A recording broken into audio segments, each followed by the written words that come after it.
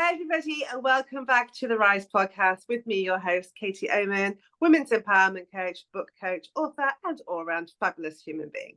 I created this podcast series because I really believe in the power of stories. I know that they have the power to inspire, to empower, and to make us feel less alone. And so, I try and talk to some really inspirational people in the hope that it will spark something in all of us. And I have another amazing guest for you today. I'm so happy that she agreed to come on and have this chat with me. So may I welcome you to the wonderful Caroline Palmy. Caroline, thank you so much for being here today, my darling, with me. I really appreciate it. Thank you so much for having me. I am living in Switzerland, so the heart of Europe, and I am also a heart flow healer. That's what I call my intuitive energy work, healing. And I'm all about the heart, and connecting to the heart and helping people love themselves for who they are. You were talking about stories, and after a relationship, woke up maybe about 10 years ago, and I felt so unlovable. That relationship ended, no one loves me, everybody's leaving me, and I am just unlovable. And then I realized that I only felt loved when I was in a relationship. And so I hung on to unhealthy relationships for far too long because I craved that love. I needed to be loved. And right then and there, I thought there must be another way. And I realized how needy I was of love. I said, oh, yeah, but I shouldn't depend on outside approval or outside love. There must be something in me. And so my own journey to self-love started. And the more I dived within, the better I felt. And I have 3 children. They're all adults now. And I always loved them. But once I truly loved myself, it was just on a new level, the love I could feel for others. And that's important. I think beforehand, I always felt selfish, looking after myself, but it's so essential. We all need to fill up our jar before we can give. And yeah, that's me in a nutshell. Fabulous. No, I love that. And it so resonates with me. People that know me will know that I've done that journey myself. I mean, literally, I'm going, you just talking about my life? Is that what we're doing there? Because that was me up until the age of probably about 35, maybe 36. I really, got that validation from the relationship, and being on my own was like the worst thing in the world ever. It really affected my self-esteem, my self-worth, my confidence. And because of that, just like you choose relationships that are really not great for you. Because it's better than being on your own, right? And then it's better, and you stay in that relationship longer than you should because it's better than being on your own, right? It's crazy. I mean, I think the big turning point for me, and I'm curious as to what yours was when you finally clicked, was when I realized that everyone was my mirror, and that they were just reflecting back at me how I felt about myself.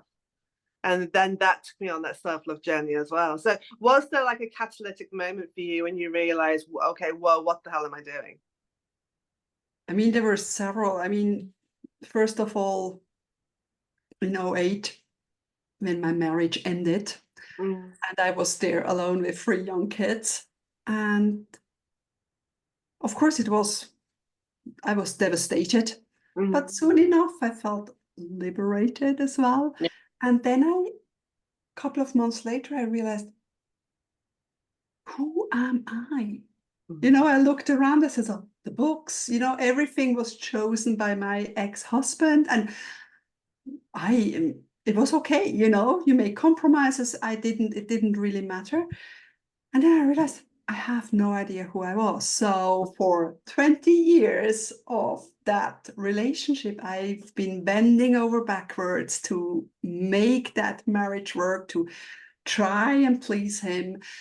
And lost complete sense of self. So that was the first turning point. I really needed to reconnect to my childhood years, because I was 20 when I met that man. I was nearly 40 when we split up.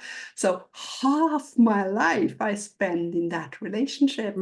And so I had to go back before the time I met this man to reconnect with Caroline. Who is Caroline? What does she love? What kind of music does she listen to? What kind of music did she like as a teenager? And sort of go backwards and reconnect. And that was sort of an opening. And then when the other relationship came along, maybe half a year, 8 months later, it felt so, oh, this is so good.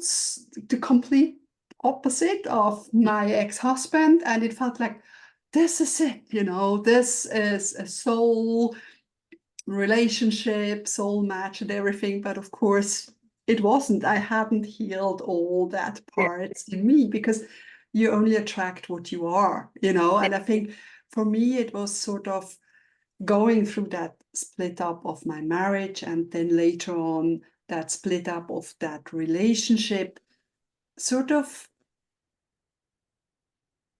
helped me to reflect within. I truly felt I needed that time to connect with Caroline, with who she is, what she loves, and give myself that time and not jump from one relationship to the other just to realize it's the same in red, in blue, in green, it's sort of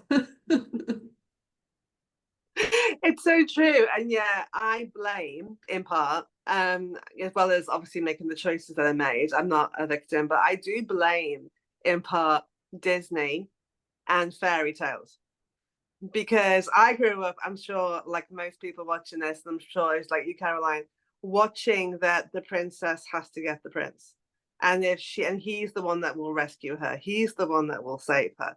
She can't rescue and save him. And I know that this the zeitgeist is changing. I know that the way that the story's now told is changing. But I grew up at a time where that was the norm. And so, and all of the movies, all of the TV shows, all of the songs, it was all about love was the most valuable asset from somebody else. And nobody ever told me about self-love. Nobody ever said to me, do you like the person that you are? Ever. I don't remember having that conversation. And I wonder why. I mean, it's just quite a big question, I suppose. But it's interesting your take on it. Why are we so obsessed with romantic love? For me, it was that love. I was constantly missing that love. And of course, I believe in, the soul journey. We all came, or we're all coming from love. We are all coming back to love, to that eternal, unconditional love where you just float and you just feel that. And here on earth, in one way or another, we're missing that. We're missing that love, and love is our true essence, but we've chosen this life here on earth, this earthly experience, and of course it's duality. It's not unconditional love, it's more conditioned, and I miss that feeling of just being, of just feeling loved. And I think that's in many of us, people who drink or eat or, whatever, you sort of try to stuff the feelings down. You try to numb that missing things with whatever you're doing, or, having that relationship. So you patch it over and truly opening up to embrace the earthly experience with all that it comes. And as you were talking about relationships, I realized I never, someone fell in love with me, and that was enough for me to have a relationship. It wasn't, I didn't question whether I wanted to be with this man or boy or something. It was just like, oh, oh yeah, I am lovable. Yeah, okay, you like me? Okay, good. In a Yeah, way. absolutely. And I guarantee definitely that was my experience. And I guarantee that a lot of people watching this will be like, oh, hang on a minute, that's my experience too. Because we all just seem to like getting a girlfriend or a boyfriend seems to be like the obsession, like the height of like you've made it because somebody loves you, right? And and being on your own, like I said, is seen. And I've been on my own now since 2017. And I tell some people think it's awesome, but a lot of people I get the head tilt. Now you know, I'm sure you know the head tilt. The head tilt is this. Oh. And I'm like, and I now, because I'm so me being me, I go, no, don't do that. Don't do that. Don't feel sorry for me. I am so much happier than I ever was being in a relationship with somebody else. But there's still this thing of like, you're failing if you're not giving your love away and someone's loving you, that somehow you're doing life wrong, right? Definitely, especially with kids, Mm. the first thing when my marriage ended, I thought sort of, my poor children, they grow up in a broken home, that, I mean, yeah, of course, I mean, I'm turning 55, I mean, 30 years ago, it's a broken home. It's unheard of. I mean, the poor kids, the key kids, it's sort of, and for me, it was happy family, it was Mm. so important. And that's why I probably tried to make it work for too long Yeah. for my kids. And yeah, I love being single, and and for me it was a long time. I realized I couldn't, I didn't want to have the wrong Mm. relationship again. I needed all Yeah. that time of healing. And then I came to a stage where I said, so I am happy single. I am Mm. happy if a relationship comes along, but I'm not dependent on having a relationship to fulfill Yes. my life. And Yeah. like I mean, still every now and then I realize I'm waiting for the knight in shining armor to rescue me. And I see my parents, I mean, my father worked, my mom was a housewife, and I Mm. appreciated that as a child growing up, that my mom was constantly at home. And it's it's that structure, you grew Yeah. up that our grandparents had, it's that society slowly changing, and we are sort of on that part and Yeah. leading a fulfilling life. And actually, yeah, we are not half of something. We are No. us. And I Oh, think don't that's get me so started on important. that one, Carol. I'm sorry to interrupt. That drives me insane. If anything that really grinds my gears, I'm quite a placid person. I'm quite a positive person.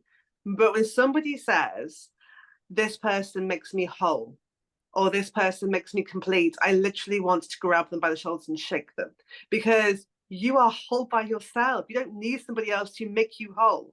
It's got such a toxic story that we've been presented with, that somehow we need somebody else to make us more of who we're supposed to be. Yeah, it's not a good feeling. And that's getting then on having to find that missing puzzle piece, Yeah. and then you're constantly on the lookout, whereas Mm. actually you can just be. Yeah. You can just be in the moment. You can just be yourself. And yeah, it's great. It's great not having to share the bathroom. It's just, and This is the thing, isn't it? It's like I'm in the place now, like you. I don't need a relationship now. I would like one at some point, but I don't need one. It's a very different energy. But I think it does become intoxicating me on your own. It becomes very obsessive because you're so in control of your environment, and you haven't got to like compromise. You haven't got to ask someone's permission. You don't have to. You just do your own thing. And I think the key thing for me is that everybody in my life, not just romantically, but like friendships and people I work with, should add to my life in a positive way. Nobody, and if someone's not adding in a positive way, then they're taking from you. And I refuse now. That is the thing of self-love right there. That you refuse to allow yourself to compromise in that sense anymore. It's just like not settling for less, I suppose. Yeah, definitely, definitely. I have dear friends, or yeah, they're still friends, but Mhm. every time I spend time with them, 2, 3 hours, I feel completely drained. And Yeah. as kind and nice and lovely they are, I just realize then I'm completely flat for 2 days. I Mhm. need to recharge. It has to be a giving and taking. And I was so bad in receiving, opening up to receive. I was a constant giver, I had Yeah. no healthy boundaries. I said yes to everyone who needed help. I could never ask for help. It's all Mhm. those kind of things that you you're looking for more balance in your life. And especially Yeah. if you're juggling children, the household on your own. And it's important. It's important to, yeah, it's sort of it's raising a standard, or Yeah. even saying, yeah, no, no, it It's doesn't knowing suit. your worth, I think, as a person, and it's not, like I say, not settling for less than that. And it's just not being nasty, it's not being malicious, but it's just saying that this doesn't align with me, that I deserve better than this. And it's okay. It's okay to admit that. It's okay to move your life into that space, I think. Mhm. Definitely, definitely. And especially in relationships. Mm, I was sort of a settler. I was sort of like, I could be happy with this man, or everybody told you, oh, how lucky you are, and you felt like, I don't know, somehow.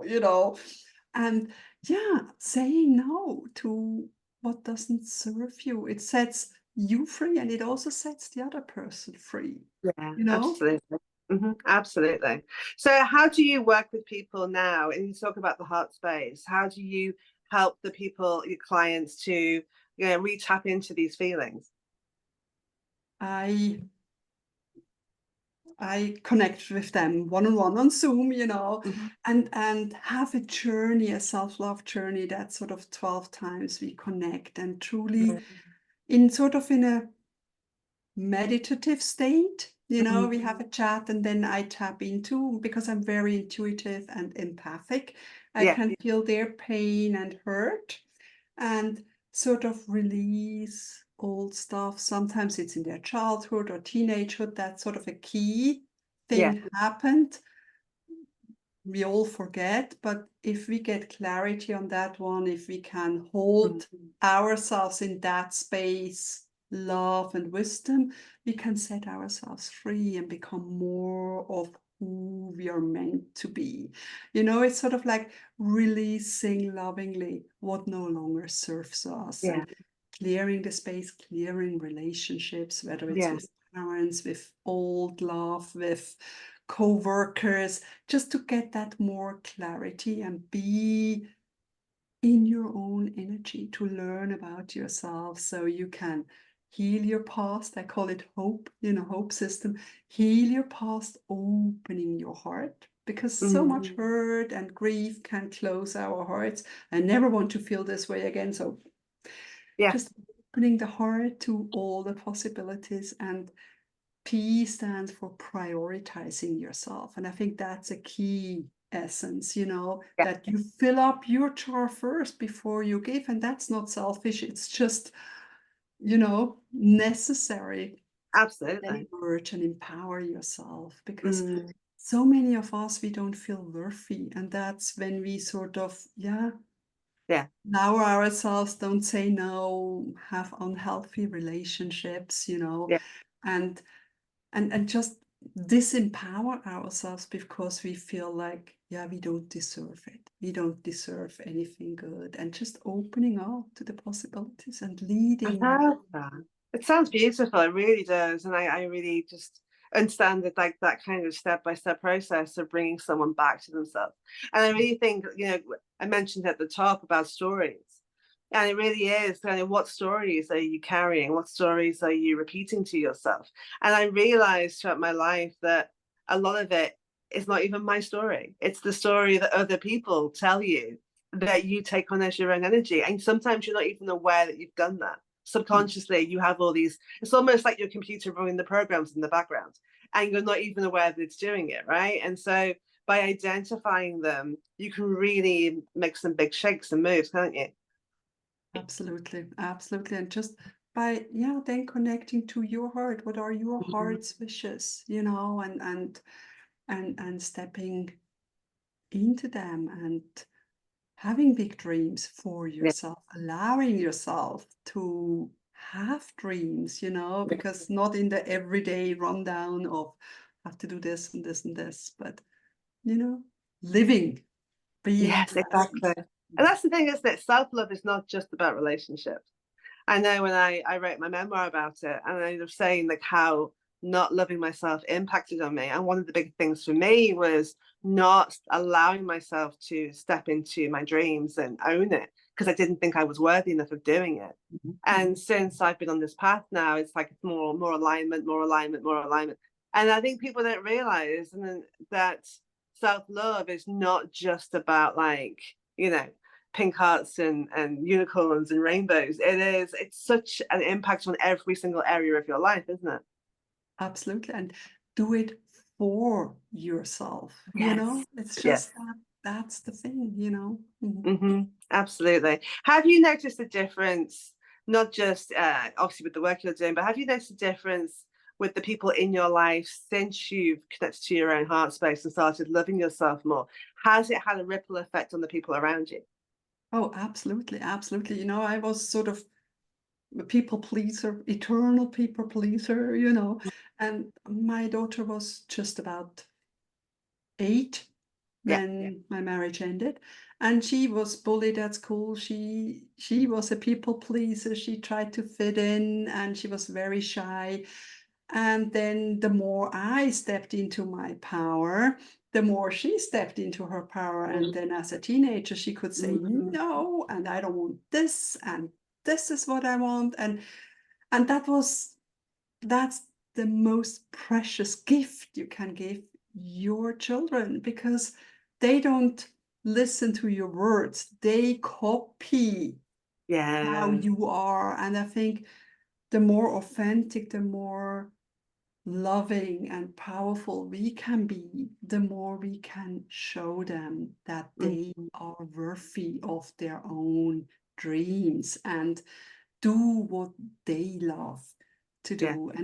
And of course, yes, it's with friendships as well. And I mean, friends fall away, new friends come, you know, it's all that part. But I think the biggest impact is especially on a daughter, and of course boys as well, sons. Of course, absolutely. And that's the thing, isn't it? It must feel so lovely knowing how seeing your own life in your own childhood and seeing how not loving yourself impacted you. And then now to see your children in a better headspace with that, an emotional space. And I say this to people, if you can't do it for you, if you've got kids in your life at all, if you can't do it for you, you should do it for them because they will copy, like you said, they will learn from you. You will inspire them, and if you're in a space of not loving yourself, that will also impact them, whether they're aware of it or not. Mhm. And whether you love them and shower them in love, it's if it comes from an emptiness, Yeah. it's different. You know, it always has that neediness attached. But if it comes from a full heart of love, then Mhm. it's just love. Mhm. Beautiful. And sometimes that is having the boundary, right? So I know that like my children, I have twins and I'm on my own with them. And obviously, mum guilt is a very real thing. And so there's been times where, mum wants some time to herself. And, they naturally try and guilt me for that. And I said, no, because I'm important too. And if I'm not looking after myself, I can't look after you like you want me to. I need to have a rest. Mummy's tired. But it is that constant, they say that drip feeding these messages constantly, isn't it? That you're important too as a person. Mhm. Mhm. And that feeds them exactly. They can Yeah. then listen to their own needs and allowing themselves to Mhm. recharge. You know, it's sort of, yeah, it's absolutely, it's so important. Yeah. We should be taught at schools. I really wish it was. We should campaign for self-love to be like even talked about not in a way that's like selfish or narcissistic, but to say it's so vital to your well-being as a person. It's self-nurturing, it's self-compassion, it's, yeah, self-care, it's all those self Yeah. things that are so important. Absolutely. So if somebody's listening to this and what we've talked about is triggering, which I'm sure it will, because there's lots of people out there who are not in this space. Like, from your experience, how do we even begin this journey? Because I think that's the thing, we talk about self-love a lot, especially on social media now. If you put self-love in as a hashtag, there's a lot of results. But what we're not always talking about is, okay, how? How do I even begin to start this process for myself? For me, it all started with self-acceptance, accepting myself just the way I am, not Yeah, trying to be something else, not yeah. trying to fit in, not, you know, and just, and I think the affirmation, I accept you fully, sort of really resonated with me. And you can even add your name. I accept you fully, Caroline. And that Mm. when you say it to yourself out loud, it's sort of like, I've been waiting all my life to hear that. It's sort of that acceptance. And that's Mm. the very first step. If we can't love what we haven't accepted. Because if we can't accept it, then we always try to change it, right? So Yeah. accept yourself just the way you are. Accept all your parts, your gray hair, your green eyes, your, right shoulders, your little behind, your, everything. Accept yourself for who you are, because we are all gorgeous human being made especially for our soul journey here. And yeah, accepting that part. And then, That's so true, Caroline. I must tell you, because it makes me laugh. So, people talk about like their catalytic, like tower moment, and mine literally was, I was sitting on the couch watching TV, and there's that thought, slightly differently worded, but dropped into my brain out of nowhere, that I am okay as I am, or it came as you are. You are okay as you are, and I never had that thought before, ever. The 35 years of my life, that hadn't even crossed my mind. I can say I was always a project. And suddenly I realized I'm not a project, I'm a person. And yes, there are things about me that, okay, I may have a wobbly tummy, or I may, whatever. But I am, to acceptance that I don't have to reach a certain level of perfection until I'm allowed to love myself. I can start loving myself right now. Because actually, if there are things about yourself that you do want to improve, perhaps for yourself, if you start from a place of love, it's so much easier to get there rather than a place of hate. Because if you're starting from a place of hate, you'll never be good enough for yourself. And that was like a revelationary moment for me. It was like, oh, and of course, then after that, my whole life changed, because how can it not, right? yeah, exactly. Absolutely. I love that. Yeah. And yeah, it's a process then. I mean, once you realize that, for me, it was like that then had to lead to big changes in my life. But not all of them were happy at the time, but it also led me to be the person that I am now, where I'm not settling for less, where I'm not in a space where I'm unhappy every day. Is it the magic wand that makes everything better? No. I say this all the time. I don't know about you. Self-love. This is the other thing, of course. Self-love is not like a final destination. It's not like I've cracked it, I've got it, and never have any wobbles ever again. I say some days I am Beyonce and some days I am Gollum, and it's fine, because I'm a person and I just keep trying to move forward. It is a journey, and Yeah. just that self-love journey is knowing what to do, and then on a day just reminding yourself Yeah. of something, like smiling at yourself in the mirror or thanking yourself or anything.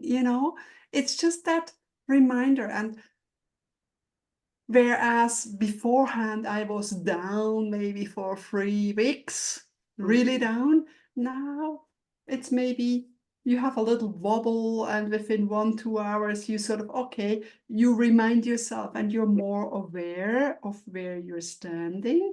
And it's not as deep, it's Yeah. not as long, it just sort of, but it's a journey. It's a journey. Yeah. We're never there. No, exactly. There is a lifelong journey. And, you know, I've had one client and she was like, oh, guys, because, you know, the time. And I said, well, time will pass anyway, right? And you've been on this journey of your life so far and you've not been loving yourself. And how's that working out for you, right? You've got nothing to lose by giving it a try, right? Mm-hmm. Mm-hmm. Absolutely. So if you could go back to that 20-year-old, 19-year-old version of you, knowing what you know now, what would you say to her? And more importantly, would she listen to you? Probably not. Well, I would tell her you're just so loved. Mm. Would she have listened to you back then, do you think? She would have listened, but she wouldn't have believed it. Mm. That's the thing, you know? Because people can tell you you're lovable, you're loved, but if you don't truly believe it, if you can't take it on, if you haven't connected to that love, Yeah. you never believe them. No, you just think someone's being nice, right? You're just like, oh yeah, whatever, whatever. Yeah. Or you And feel like, okay, yeah, because I'm the nice girl now, or because I'm lovable. But then if it's rainy and I don't feel good, then I'm not loved, you know? yeah. Have you tried the mirror work exercise by Louise Hay? Did that prove to be valuable in any sense? Yeah, I love Louise Hay and I love her mirror work. And, you know, it's just, yeah, I do Ho'oponopono, looking myself in the Ah, mirror. Self-forgiveness is also part, of course, of yes, the of journey. course. Because we don't need to forgive others, we need to forgive ourselves. Oh my God, yes, Because we absolutely. can be so mean and say, oh, I let that person treat me like this. I'm so stupid. I'm blah, blah, blah, blah, blah. And we need to forgive ourselves for not Mm. knowing what we know now back then. And that's all. Yeah. Mm-hmm. Yeah, which is also an unraveling and digging down, right? All the way down. I always say, like, there's more. Yes, there's more. Keep digging. You'll find more stuff. There's always new stuff coming up. If we're I done, know. then we're done, and then we go back home. So enjoy Well, the this is the journey, you thing. know.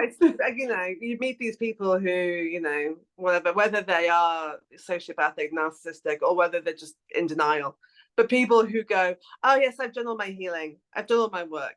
And I'm like, I'm going to run away from you now because you're not a great person. I know. Maybe you forgot that you're human, you know. Yes, we're not cartoon characters or superheroes. Last time I checked, we are people. Oh, bless you, Caroline. It's a fascinating conversation. Like I say, it's one that really resonates with me because I've been on that journey myself. And I know that a lot of people have, and still on that journey, of course. So if we are interested in finding out more about you and obviously the work that you do or just having a chat with you, where can everybody find you? I have a website, it's carolinepalmy.com. You can then connect to my social media. It's Caroline Palmy or Palmy Healing, and it's all there. And I'm always happy to hear from you. Send me a little note or, yeah, contact me. And yeah, it's a journey, and we are all on it together. We're just bringing each other home, right? I love that. Love that. And all of her links are down here. So after the video, go and have a look and check her out. And like say, you know, send her a message or look at her offerings. And, you know, I'm sure Caroline will do her best to help you. So thank you, my darling. It's such a good chat. And it's so valuable a chat. That's the thing. It's so powerful and really has worth for everybody. No matter, even if you haven't started, this wasn't even a thought in your head before, or somebody like me who's been on this journey for a while, you still get different levels, like we say, right? There's different things to think about. So thank you so much. I really appreciate it, my darling. Thank you so much. You're welcome. And I hope that you guys have enjoyed it too. Like I say, if anything here has hit and triggered you, then it's for a reason. And Caroline will definitely be the one to reach out to and start having this conversation. So make sure you do, right? Because she's fabulous. But anyway, I hope everybody has a great day. Look out for more episodes coming up. And if you can give me a little like and a follow, I appreciate that. But sending lots of love from our hearts, right, Caroline? And I hope everybody has the best day. Take care of yourselves, guys. Bye.